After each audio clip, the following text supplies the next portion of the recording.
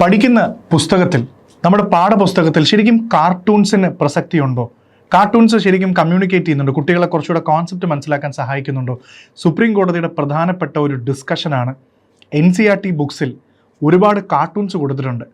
കൂടുതലും ഇഷ്യൂസ് മനസ്സിലാക്കാനും കുട്ടികൾക്ക് പെട്ടെന്ന് മനസ്സിലാക്കാൻ വേണ്ടിയാണ്. ഇപ്പോൾ ബ്യൂറോക്രസിയെക്കുറിച്ചിട്ടും ഗവേണൻസിനെ കുറിച്ചിട്ടും സുപ്രീം കോടതിയെക്കുറിച്ചിട്ടും കാർട്ടൂൺസും കാര്യങ്ങളൊക്കെ വരുമ്പോൾ, കറപ്ഷനെ കുറിച്ചൊക്കെ വരുമ്പോൾ കുട്ടികൾക്ക് കുറച്ചുകൂടെ ഇത് പെട്ടെന്ന് മനസ്സിലാവാൻ വേണ്ടിയാണ് കാർട്ടൂൺസ് ഉപയോഗിക്കുന്നത്. പണ്ട് തൊട്ടേ പുസ്തകങ്ങൾ കാർട്ടൂൺസ് വരാറുണ്ട്. പക്ഷേ ഈ അടുത്ത് സുപ്രീം കോടതി ഒരു പ്രധാന ഹിയറിംഗ് വെച്ചു. ഒരു പ്രധാന കമ്മിറ്റിയും അപ്പോയിൻറ്റ് ചെയ്തിട്ടുണ്ട്. ഫോമർ സുപ്രീം കോടതി ജഡ്ജായിരുന്ന ഇന്ദു മൽഹോത്രയുടെ കമ്മിറ്റി. കാരണം ഗവൺമെൻറ്റിന് വേണ്ടി സോളിസിറ്റർ ജനറൽ തുഷാർ മേത്ത പറഞ്ഞൊരു കാര്യമുണ്ട്. ഇതിനകത്ത് കാർട്ടൂൺസിൻ്റെ ആവശ്യമുണ്ടോ? ഈ ബുക്കിൽ കാർട്ടൂൺസ് കൊണ്ടുവന്നു കഴിഞ്ഞാൽ കുട്ടികൾക്ക് സറ്റയർ എന്ന വാക്ക് വളരെ പ്രധാനമാണ്. കുട്ടികൾക്ക് സറ്റയറൊക്കെ മനസ്സിലാവുമോ?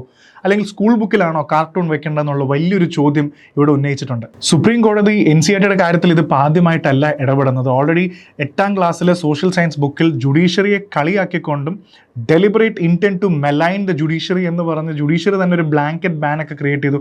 ആ പുസ്തകമെല്ലാം ടെമ്പററി ആണെങ്കിൽ പോലും കുറച്ച് കാലത്തേക്ക് ആ ബുക്കുകളെല്ലാം കോൺഫിസ്കേറ്റ് ചെയ്തു. ഓൾറെഡി സുപ്രീം കോടതി ബുക്കിൻ്റെ കാര്യത്തിൽ ഇടപെട്ടു എന്നുള്ളൊരു സംഭവമുണ്ട്.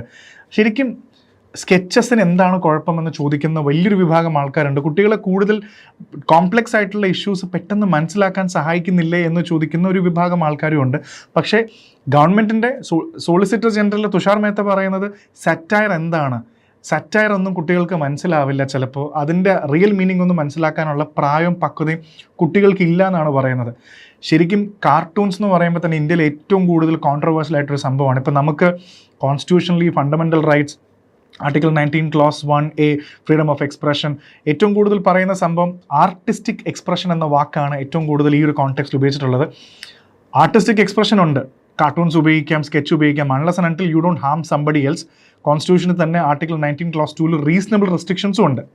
അപ്പോൾ ഇതൊക്കെ ഉള്ളപ്പോഴും സ്കെച്ചുകൾ എങ്ങനെയായിരിക്കും ഇനി ഇത് മാറ്റാൻ പോകുന്നതെന്നുള്ള വലിയൊരു ചോദ്യം കൂടെ ഉണ്ട്. ആദ്യമായിട്ടല്ല NCERT കാർട്ടൂണിൻ്റെ പേരിൽ പ്രശ്നം ഉണ്ടാക്കിയിട്ടുള്ളത്. മുന്നേ അംബേദ്കറിനെ കുറിച്ചിട്ടും നെഹ്റുവിനെ കുറിച്ചിട്ടും ഭഗത് സിംഗ്, സുഭാഷ് ചന്ദ്രബോസിനെ കുറിച്ചിട്ടൊക്കെ ഒരുപാട് കാര്യങ്ങൾ ഡെപ്പിക്ഷനിൽ NCERT ഒരുപാട് പ്രശ്നങ്ങൾ ഉണ്ടായിട്ടുണ്ട്. സുപ്രീം കോടതിയുടെ പ്രധാനപ്പെട്ട ഒരു വിധിയുണ്ട്, Indibility Creative versus state of Bengal. ഇതിൽ സുപ്രീം കോടതി തന്നെയാണ് പറഞ്ഞത് ശരിക്കും കാർട്ടൂണും സറ്റയർ എന്നൊക്കെ പറയുന്നത് ഒരു ഡെമോക്രസിയിൽ വളരെ ആവശ്യമാണ്. അതൊരു ഡെമോക്രാറ്റിക് സിസ്റ്റത്തിൻ്റെയും കൂടെ ഭാഗമാണ്. ഒരു ക്രിറ്റിസിസം, ഫെയർ ക്രിറ്റിസിസം വളരെ നല്ലതാണെന്ന് സുപ്രീം കോടതി തന്നെ പറഞ്ഞു. പക്ഷേ ഇതേ വേർഡിക്റ്റിനെ കോൺട്രഡിക്റ്റ് ചെയ്യുന്ന രീതിയിലാണ് ഇപ്പോൾ സുപ്രീം കോടതി തന്നെ പറയുന്നത്. സറ്റയർ ഇത്രയും ആവശ്യമുണ്ടോ എന്ന് ചോദിക്കുമ്പോൾ ഇതിൻ്റെ കോൺസ്റ്റിറ്റ്യൂഷണൽ പ്രൊവിഷൻസും കൂടെ ക്വസ്റ്റ്യൻ ചെയ്യപ്പെടുക.